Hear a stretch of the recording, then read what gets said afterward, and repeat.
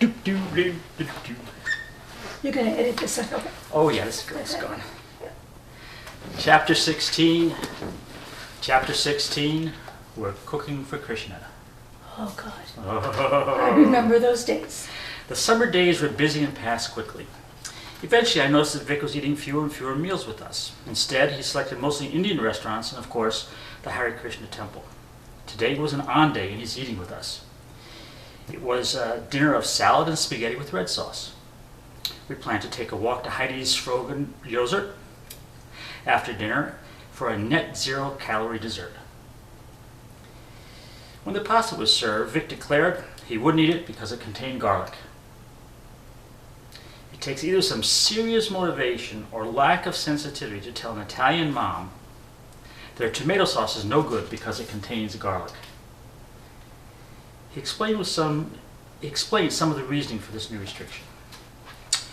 Well, to start with, it doesn't smell very good, he says while poking at it with his fork. I say, yeah, if you eat it raw or have too much, but this is cooked in a tomato sauce just like it's always been. It was never bad before. Ayurvedic medicine says that garlic is in the mode of ignorance, and he hesitates and I jump in with guns blazing. Hold on, what kind of medicine? That's ancient Hindu medicine. And it says garlic is ignorant? Not the garlic itself, but how it affects the body. Hey, Italians have eaten garlic for centuries. Are you saying we're ignorant? Passionate too, it causes passion. Well, he may have nailed the Italian stereotype. Plenty of Oriental cultures use garlic, I say. Are they ignorant and passionate too? No answers. These conversations never ended well. I always found his reasoning to be faulty, primarily because it focused on insignificant details and then generalized the result to the entire topic. I sensed that Vic was certain my mind was closed to new ideas. This much was true. I didn't like any of these new ideas and fought them at every turn. I guess not accepting face value was a big part of my problem. I always looked behind the curtains. This garlic prohibition reminded me of yet another garlic use that I didn't like. When Vic was a baby, of just a few months, he had colic and the extreme discomfort that came with it. One day I came home from work to find Linda, Linda's mom, and Linda's mom's moms, actually Linda's dad's mom, circling around Vic's crib. As they chanted, Linda's mom rubbed a raw garlic ball around Vic's belly button. Tre occhia guardane, tre occhia spavante. 3 eyes stare at me, 3 eyes be scared away. They believed that Vic's colic could be cured by invoking the supernatural. I was not happy.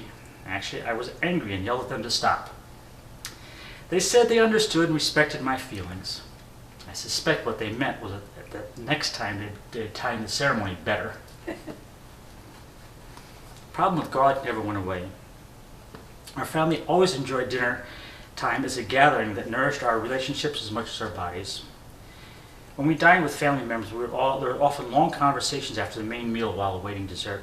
We discussed everything from the boundaries of the universe to the performance of the stock market to why the Yankees weren't clicking, which in those days. Vic lived away at school, and when he did visit, he ate most of his meals away from our table. Our lives were diminished. We decided to work to keep Vic closer. We agreed that when Vic was around, we'd give up garlic and cook for Krishna. For his part, Vic agreed to teach us the rules. We already knew that Prasadam is the Krishna term for food prepared with the intention of feeding Krishna. So we wanted to learn to cook in that tradition. I was surprised at the strictness of the rules used by the Krishnas. Food that will become Prasadam was prepared only by people who are devotees of Krishna. By this standard alone, Linda and I are not qualified to cook for Krishna. Preparation is a quiet time of duty and worship. The cook does not taste the food while it's being prepared.